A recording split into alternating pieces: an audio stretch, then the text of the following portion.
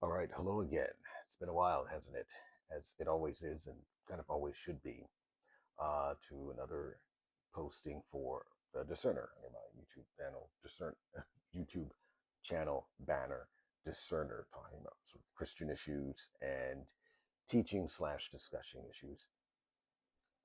One of the most fascinating things that you can read in the Gospels, and there are tons of incredible, fascinating things, is the fact that whenever Jesus confronts the enemy on a spiritual level, whether it's a demon or an unclean spirit,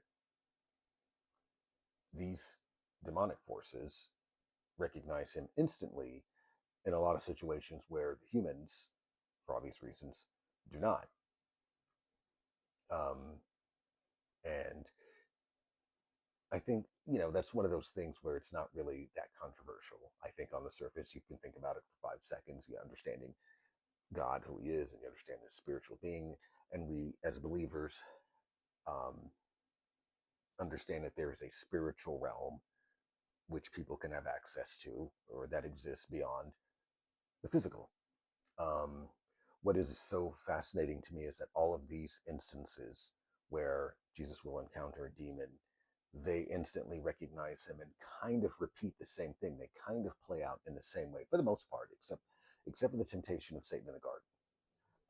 But the bottom line is that Jesus is always recognized and almost like an instinct referred to by his holy specific title.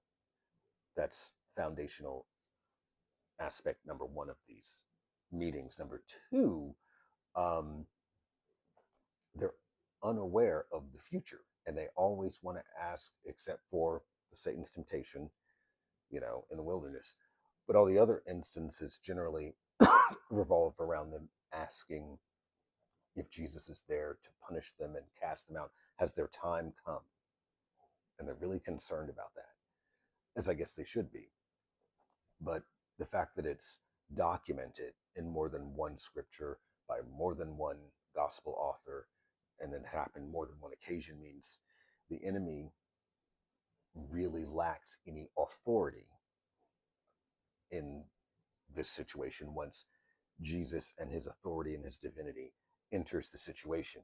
Yet, when it's just regular humans and their own knowledge and their own strength and their own spiritual understanding trying to confront the manifestation of an enemy in the supernatural world, we are hopeless, helpless, and completely without weapons, unless, of course, you are born again, covered in the blood, and have a relationship and knowledge that comes from the kingdom to deal with the supernatural, because the enemy is very powerful. And of course, more so than that, the enemy's very knowledgeable, cunning, and and has an understanding of things.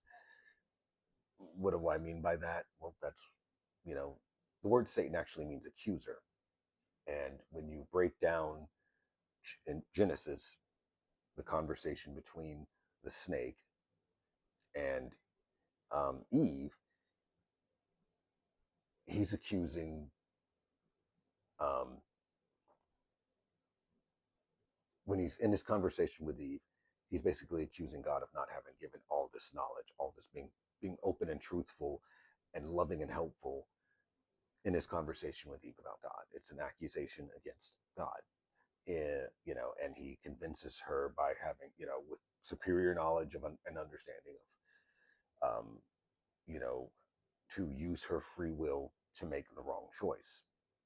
And, that's something that theologians and even non believers have debated since the beginning of time. And I've got whole videos about that. And that's probably one of the reasons why that one video has like so many comments. In Job, um, it's the opposite. Instead of the enemy speaking to in a conversation, accusing, or making a claim, almost like in court, trying to prove a case against God to man, he's trying to make a case against man to God. Well, Job's one of your blessed people, and if you take everything away from him and literally destroy his life, you're blessing him. Of course, he'll curse you then. And God is like, okay, let's put that to the test. And of course, even Job's friends and his wife are like, what are you doing? You got to give up. This is insane. where's God? You've got to give up, Um, and this lesson isn't particularly about those two stories. Those are obviously very, very deep theological stories. The point that I'm trying to make is um, we as humans dealing in the physical realm, when we are confronted with an unclean spirit, um, the enemy, you've seen in a lot of horror movies, a lot of gory blood and guts and the spinning around of heads and all this supernatural stuff. That's certainly a part of it, but the actual battle with the enemy is one of emotions and feeling and psychological. You know, I prayed for something and God, um, now I feel abandoned because the blessings aren't coming when I want them and how I want them. And, it's not just you overthinking everything and being impatient. Sometimes these thoughts are coming in from the enemy, in the same way with Eve. Well, God doesn't love you. God doesn't, just you're too guilty. You're too this or whatever. And you have to take control of your thoughts. So we have a different metric in which we're dealing with an enemy that is very intelligent, very capable, and very powerful, yet as intelligent, capable, and powerful as they were when they were confronted by Jesus or came across the Son of the Messiah on his messianic mission, they automatically recognized him. They had discernment between who he was and regular people, and all of a sudden, all their capabilities were wiped away. They didn't know. All they knew is that they were, in the presence of the one true God, and they had one question: is it our time? Are you here to do a sin? I mean, you know. So that's my little opening statement. 7 minutes for all that. According to my research here, I've got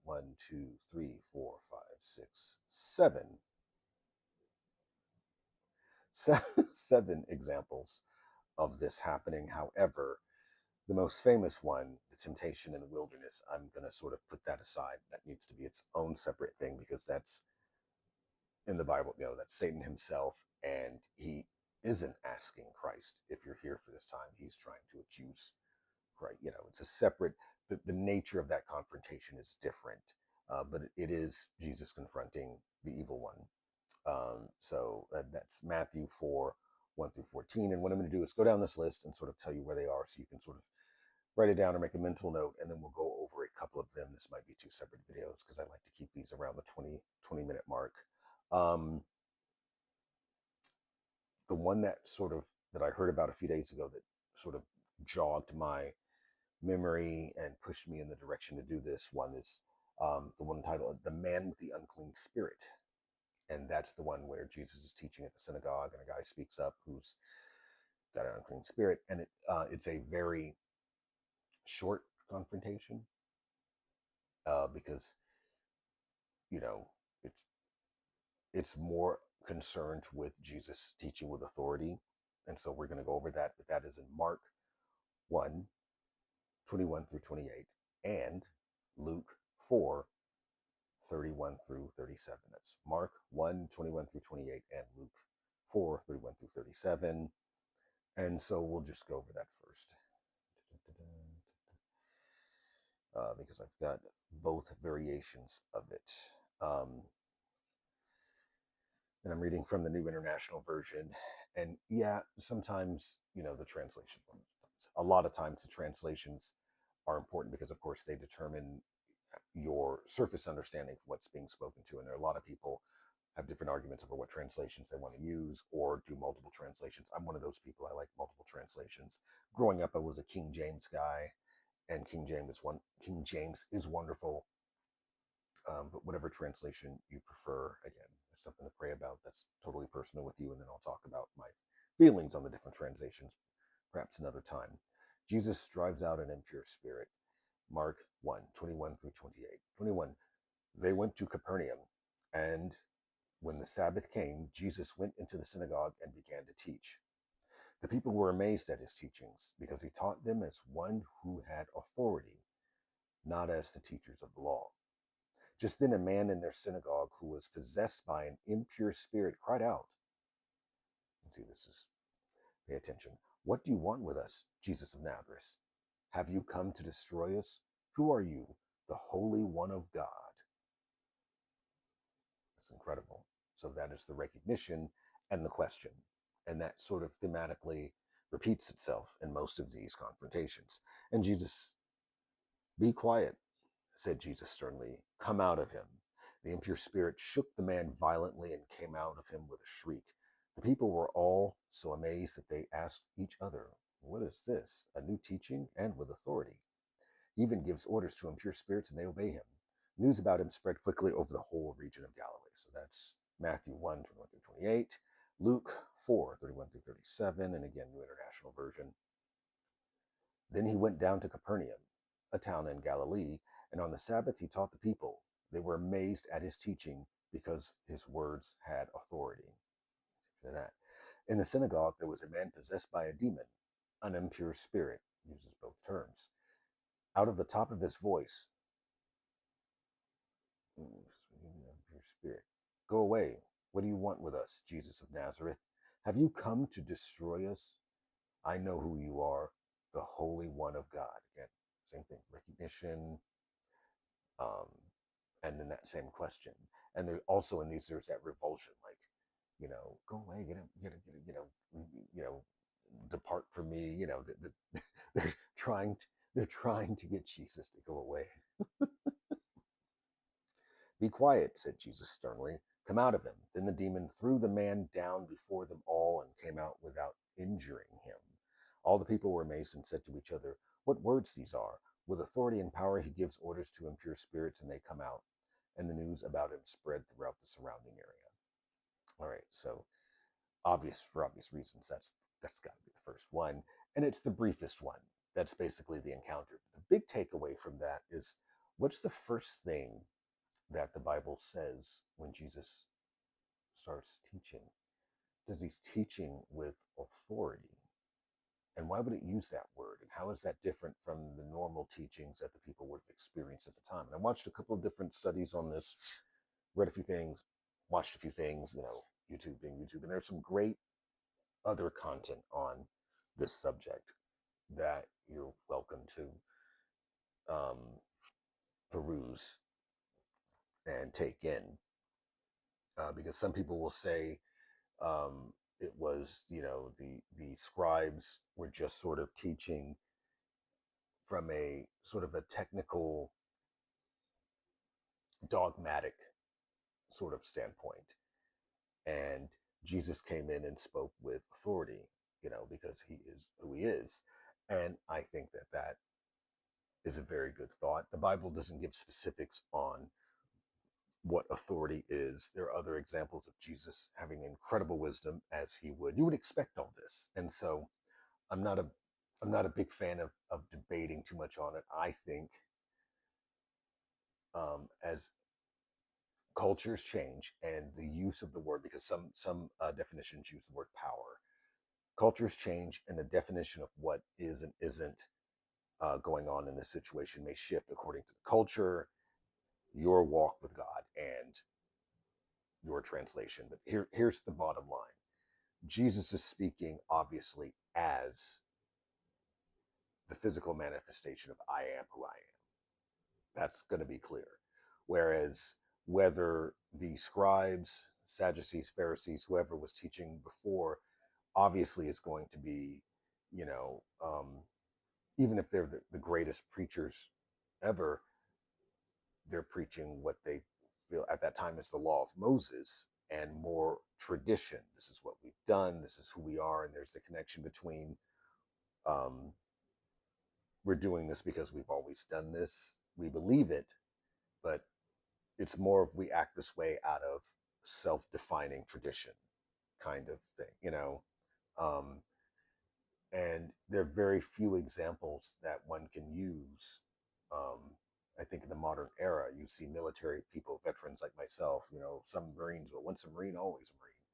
And there's Marines that live by that or kill, and there's Marines that, whatever, it's done, I'm retired, whatever. Or I'm Air Force, but I still treat my brothers with service. Or um, some people completely continue to embody an idea, and others just sort of, they're not giving lip service to it, they believe it, but they're no longer accepting that idea as their current reality. I used to be a cop, but I don't think like a cop anymore. I used to be a fireman. I don't think like a fireman anymore. I'm an ex Navy SEAL or pilot or whatever. Whereas a lot of people, even if they're former fill in the blanks, they still live and embody that. And there's a different level of speaking to authority on that. There's a different level that you speak to something that you're living and you feel deep in your heart, your soul still is a deep part of you. So that's part of it. Also, of course, you're dealing with, some obvious things where there is a spiritual realm that they have access to and can see that we can't. We're humans, Um, we look at a tree and see wood. Um, we look at this forest and see green. You know what I'm talking about, the very recognizable physical realm. And the Bible has other instances with Isaiah, no, uh, Elijah and Elisha. There are other instances where the veil, as it says, is lifted, you know, in the sense that the reality that we see and are very comfortable with and can measure scientifically clashes and is very different from the reality of the spirit realm that we cannot see and cannot measure with any authority and have know virtually nothing about except what has been written and provided to us in the word. And as a Christian, that's our primary source. But there's a lot of people who claim agnostic spiritual knowledge, and then you get into witchcraft and sorcery and all that other stuff. And there's which is also in the Bible, the witch of Endor and King Saul and that whole instance. Um, so the demons who are recognizing Jesus aren't looking at the same person in the flesh that obviously everybody else is. And what's so awesome about that story is that he's teaching with an authority that is an assurance, um, that makes sense. I'm the way and the way, the truth, and the light. No one comes to the Father except through me. So everything he's saying is with absolute authority because he embodies that truth, being the way, the truth, and the light. And conveniently, there is an unclean spirit, and one, what Matthew said it was demon, the first one didn't. Because that's another thing. Uh, The aspect of the origin of the enemy and what's going on exactly, fallen angels, unclean spirits, different, what all that stuff is such a fascinating theological discussion. Isaiah just sort of deals briefly with Satan and the fallen angels, but is every unclean spirit necessarily? Anyway, that's another video that I would love to get into, because for some people will swear up and down and tell you that unclean spirit is a demon, and other people kind of like I tend to believe they're different things, um, for different reasons. That is another. But yeah, it was. Luke is the one that says a man possessed of a demon, comma, an impure spirit. Um, that's why these discussions are so important. And that's just 18 minutes into this. The Gesserine demoniac. Well, this is the famous I am Legion statement. And again, this is something, um, this is one of the instances of the Bible that has actually made it into popular culture. I am Legion. It's also, incidentally, one of the instances recorded that has led a lot of secular intellectuals to feel that thematically, and I just got to mention this before I read it, thematically, the Gospels of the Bible have stolen from ancient Greek literature. And there is an entire, just to make you aware of this, an entire branch of secular thought. Because, you've got to figure out where the Bible came from somewhere. Where did it come from? These people that wrote this, why did they write it? And I'm just going to say this out loud, even though I don't believe a word of it. But of course, timing being everything, in the original epic poem, the Odyssey. Yes, I said it. Now I can hashtag it and get 1,000 more, 1,000 more clicks if I were click hunting. But when Odysseus or Ulysses in um, Roman, there's two names, same person, confronts the Cyclops can't see him. Cyclops asks, "Who are you?" at one point, and he replies, Ulysses replies, "I'm nobody." Okay, whatever. It's a story. It's a poem. It was written in an ancient sort of Greek in a it was actually written as a poem. There's a rhyme and a pentameter and all that, a measurement to how it's supposed to be, which helped it be memorized because everything in antiquity was done verbally. Anyway, and there is a group of intellectuals who have a case where they make the connection between that answer and the response of the demons. I know it's crazy.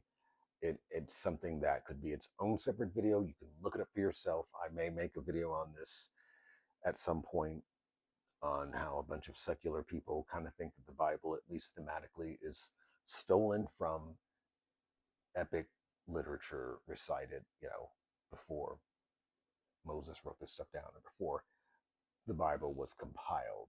Uh, uh, and it's pretty interesting. It's just something that you should be aware of and be able to discern the truth of for yourself. Going back to the subject, Mark 1:21 through 28, Luke 4:3. Um,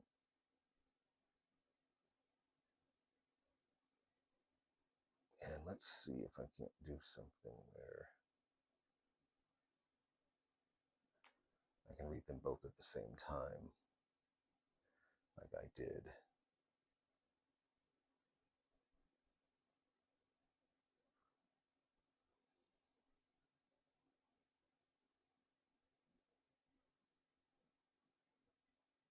Oh, darn it. Hard on. All right, give me a minute because you're wondering, like, what's going on? Why did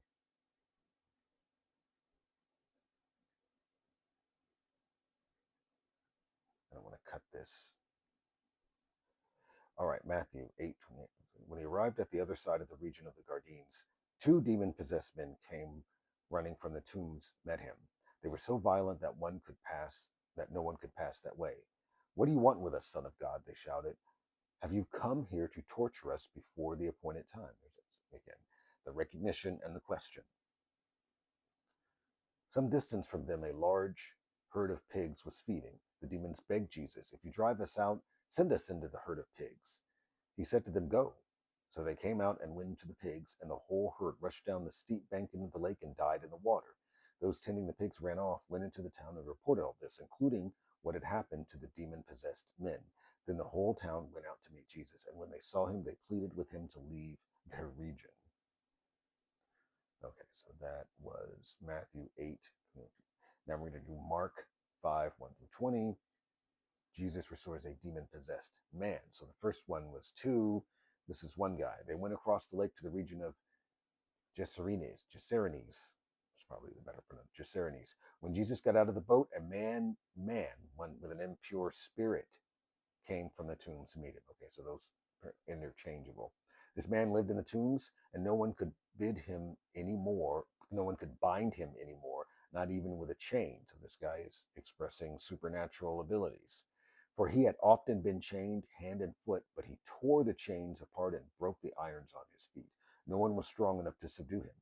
Night and day among the tombs and in the hills, he would cry out and cut himself with stones. That's intense. When he saw Jesus from a distance, he ran and fell on his knees in front of him. Okay, submission right there from the jump.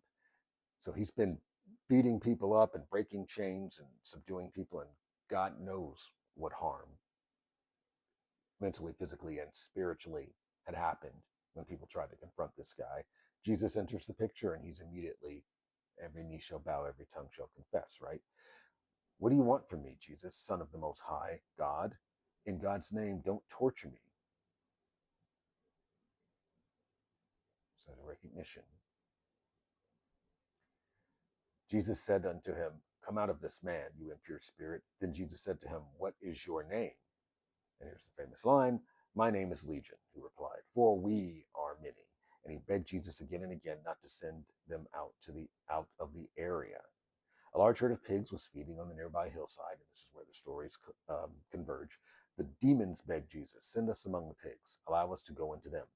He gave them permission, and the impure spirits came out and went into the pigs. The herd, and 2,000 in number, rushed the herd, about 2,000 in number, rushed down the steep bank into the lake and were drowned.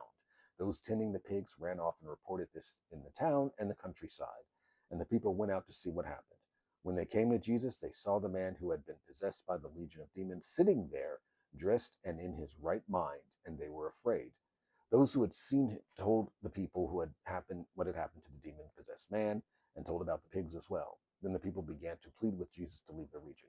As Jesus was getting into the boat, the man who had been demon possessed begged to go with him. Jesus did not let him. He said, "Go home to your own people and tell them how much the Lord has done for you and how he has had mercy on you." So the man went away and began to tell in Decapolis how much Jesus had done for him, and all the people were amazed.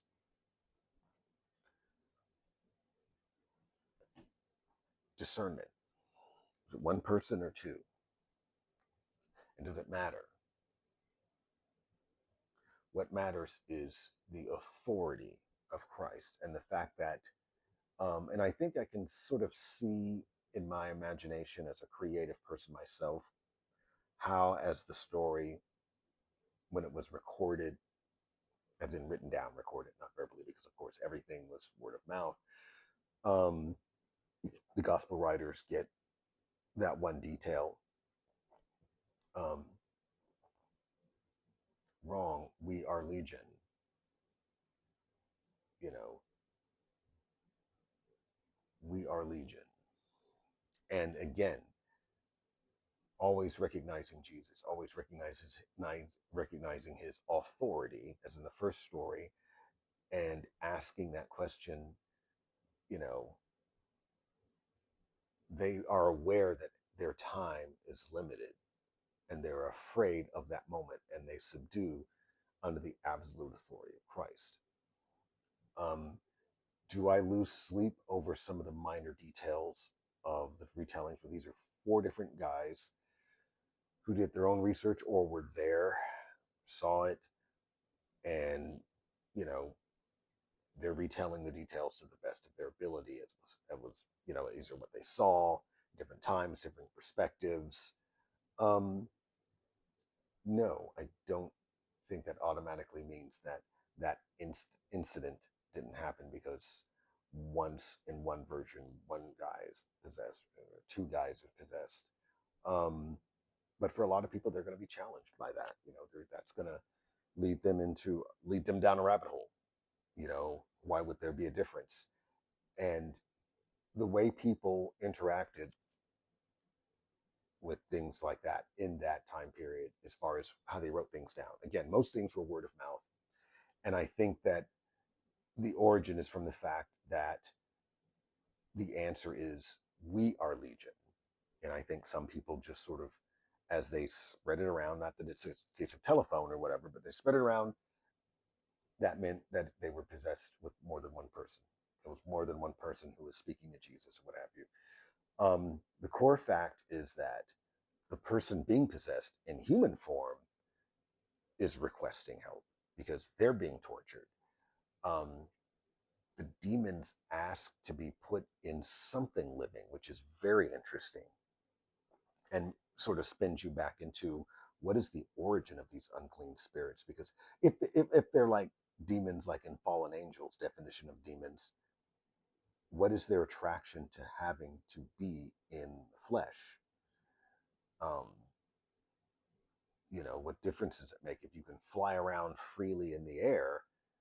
Isn't that more desirable than having to deal with a living creature that then has to eat, sleep, and go to the bath? The flesh is limited on what it's capable of doing. It's all we are aware of, it's all we know. But one of the reasons we create stories of superheroes, people that can fly and run faster than this or whatever, it's because we've got an innate curiosity about what it would be like to be more than the limits of our humanity, more than the limits of our flesh. And a spiritual being conceivably is already like that. They went out of the man and apparently flew through the air into the demons. They can exist outside. It's really fascinating. And that, again, like the other stuff, the other details in the other two stories, and I'll make that a separate video that I'll make in a couple of days to accompany this. Lean not into your own understanding, but use the fact that you've got questions to pray on it. Reach out to the Spirit, reach out to the kingdom, reach out to the Spirit of God, reach out to the kingdom. And discernment and wisdom comes from the Spirit of God, the Holy Spirit. And as you see this, different people are going to be in different levels of their walk with Christ. Um, you'll receive your answer and you'll receive acceptance on that. I believe every word of it, and I'm not troubled by any what I feel like are minor details. So you may feel very different. Um, but and the other stories when I make the second video, because I'm going to wrap it up here at 30 minutes, the pattern is the same. There is a recognition by the demonic force as to who they're confronting, who they're dealing with, and all what's the timeline here? Why are you here? And it's just so crazy to me how when it's just the demons dealing with humans, they're just torturing the humans. Dude was breaking chains and hurting people. And there's another story that, another famous one where we get into where dude's just literally beating the clothing off of people. Paul, I know, and Jesus, I know, but that sort of thing. Um, and then Jesus enters the picture, and it's like every knee shall bow, every tongue shall confess. Absolute submission to his authority. So if the enemy, and this is the takeaway, I don't know who needs to hear this, but I hope it reaches you because I'm going to end the video on this.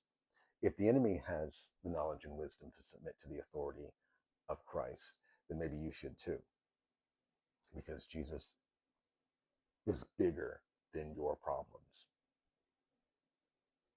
If the demonic forces strong enough to break chains and do whatever, whenever, however. I mean, there's all sorts of stories and get into exorcism and things like that and those details. And again, I'll let you do your own research on that. Doesn't matter. God is bigger than your problems. So, and he wants a relationship with you. And no, you're not going to get exactly everything you pray for exactly when you want, but that's the reasons of that are also in the word. All right. So long 32-minute video. I'll do a continuation of this in the next few days, I promise. It's Monday, so I'll definitely do it before midweek. And I hope you enjoyed it, got a little something out of it. Amen.